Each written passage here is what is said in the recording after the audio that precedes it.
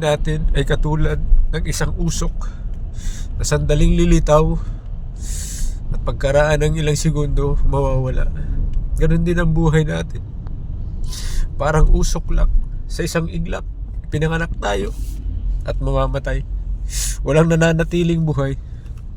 Alaala lang ang maiiwan at mga nakaraan at mga nangyari. Pero ikaw, para kang usok na bigla na lang mawawala.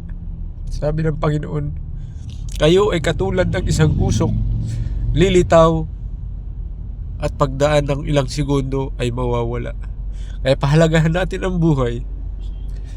Huwag nating hayaan na yung nagbigay ng buhay makalimutan natin. Lagi nating tatandaan na si Lord ang buhay. Si Lord ang nagbibigay ng buhay at si Lord ang pag-asa. Kung walang Diyos sa buhay mo, walang halaga ang buhay mo. Walang kwenta. Your life is wasted. Your life is empty. Your life is nothing without God.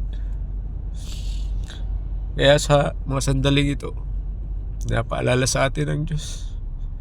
Alalahanin natin ang lumikha, ang manual, ang gumawa, ang manlilikha at ang manunubos.